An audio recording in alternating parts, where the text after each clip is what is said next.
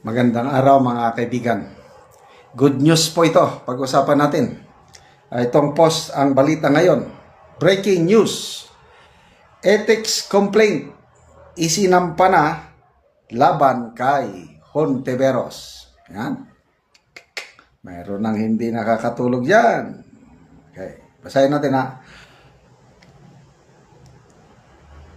Attorney Ferdinand Topacio, Manuelito Luna, and former Congressman Jacinto Paras filed an ethics complaint in the Senate against Senator Risa Hontiveros.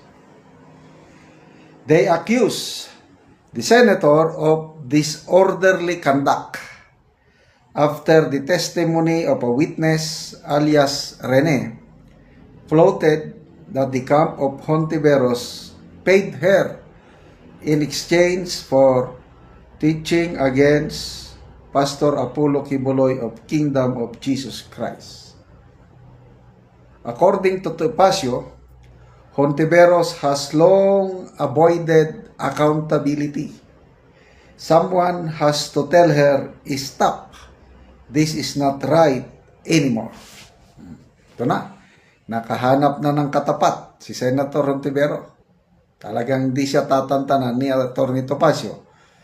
Kasi itong si Senator Hontiveros, sinampahan din niya ng kasong cyber libel si Atty. Topacio sa piskalya.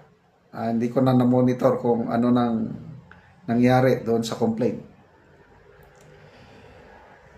Topacio added it is inappropriate that a senator should not be fabricating evidence.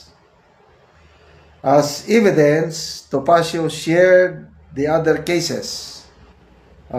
Michael Maurelio recant his testimony against Kibuloy. The case of Kian de los Santos, where 3 families sought help to recover their children, and the allegation that alias VJ was allegedly paid to testify against Farmally Pharmaceutical Corporation. Hontiveros denied the accusations and insisted that it was only part of the slander against her. Yan. So, basa tayo sa mga comments. Ito. Mageline Marfil. Good news, Atty. Topacio. Willie Simafranca. Impasyod si Madam Riz Anita. Dante Fontanilla Flores, sana pinanood ng taong bayan. Sahara Gasper, yan, tama yan. Marvin Patagan, panalo ang taong bayan. Good job. Pais Pinada, buti yan at nang masipa na dyan sa Senado, bruha na yan, galing-galingan, puro kudigo. Kung naman kahit Supreme Court hindi na ginagalang, makasta kala mo siya pa mas magaling sa Supreme Court, umaasa lang siya sa alalay at sa Google. Feeling majority si Okay, so ang tanong, magpapakita ba si Michael Mauricio o Karine? Kung didinggin ito ng Ethics Committee at magpapakita si Michael Mauricio, yan ang magandang tapatan ba? Makikita na natin kung mag-hearing, investigasyon, malalaman natin sino sa dalawa ang nagsisinungaling. But the way I look at it, si Karine, nung nagtistigo siya nung una, nakatakip muka. Ibig sabihin, tapos may binabasa. To me, kaduda-duda yun. Bakit mo tatakpan ang mukha mo? Tapos bakit binabasa mo yung mga sinasabi mo? Tapos ito nang lately na nagsalita na siya, open. wala na siyang katakot-takot, tapos nagsasalita lang siya, walang binabasa. Anong ibig sabihin nun? Ang ibig sabihin nun sa akin, pag intindi ko, galing na sa puso't isipan niya ang sinasabi niya. Mapapagdugtong-dugtong niya ng pangyayari. Kasi ganyan, kung hindi ka nagsisinungaling, nagsasabi ka ng totoo, dire-diretso lang ang pagsasalita mo.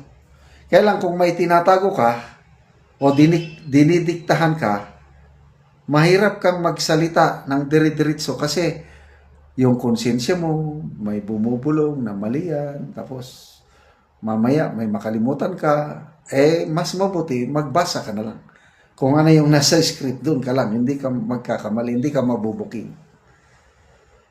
So, kaabang-abang na ito, maliban sa Blue Ribbon Committee na investigasyon sa flood control, isa ito sa aabangan natin. Tignan natin kung ano ang magiging aura. Si Senator Hontiveros, siya ang chairman nung una eh. Siya ang palaging yung Pogo investigation, yung kay Pastor Kibuloy, siya ang palaging bita, siya ang nag-iimbestiga. Ngayon, siya na ang iimbestigahan. Siya na ang isasalang. Ayos.